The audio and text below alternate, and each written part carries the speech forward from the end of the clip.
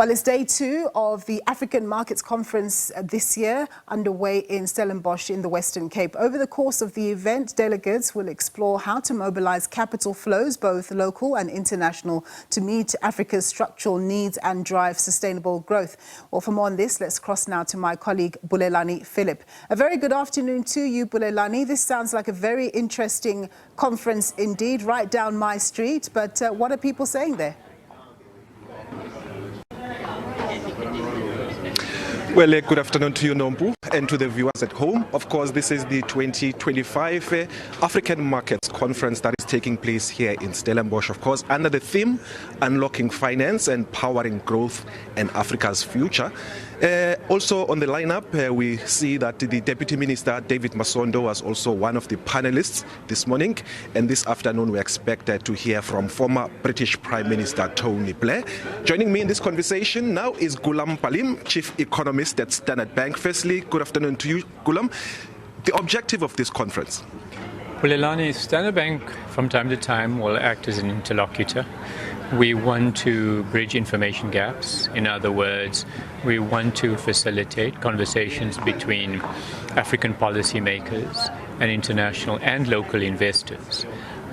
Africa has been shy of capital for a length of time, multiple decades.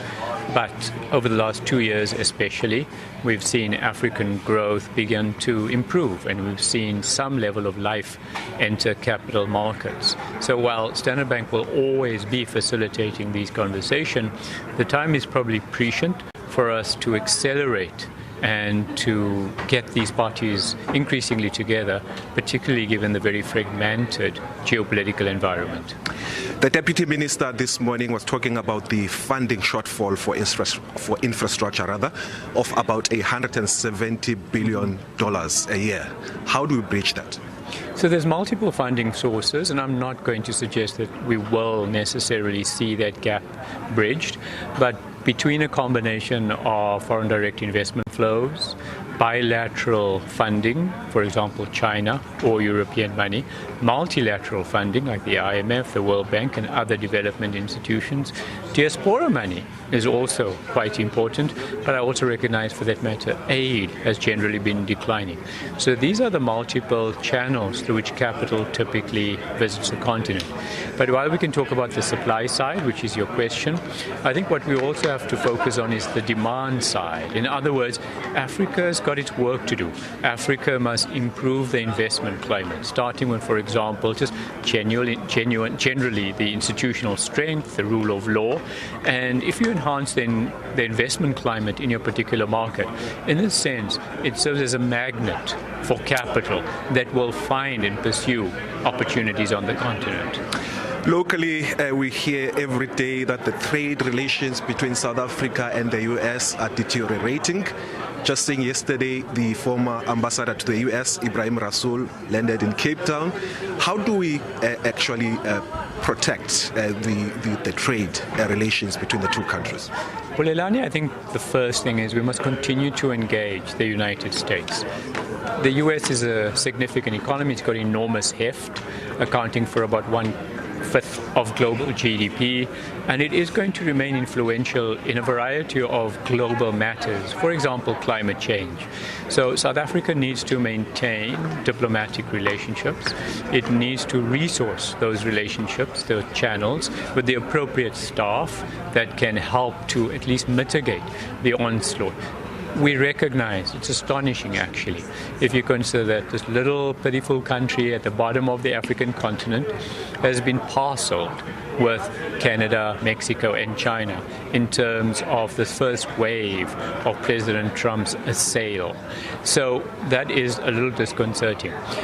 While we're engaging with the United States to establish an even keel, whatever that may look like, Africa must continue to bear in mind, and South Africa along with that 7 of the 10 fastest growing trade corridors around the world actually exclude the United States.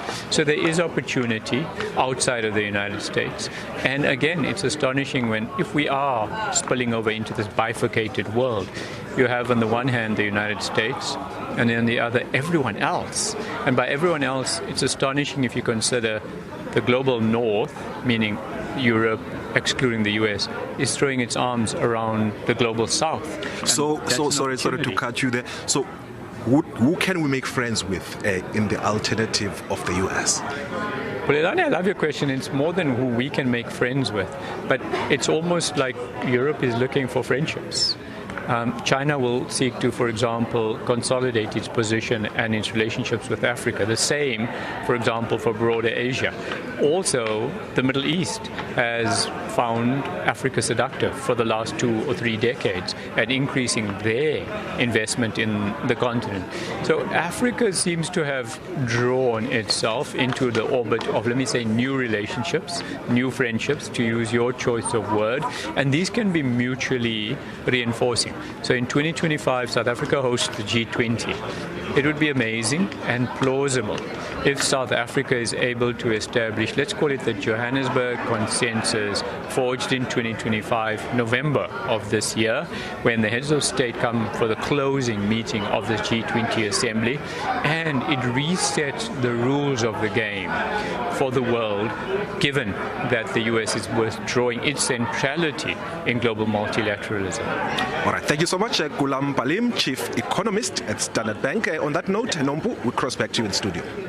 Thank you very much, my colleague there, Bulelani Philip.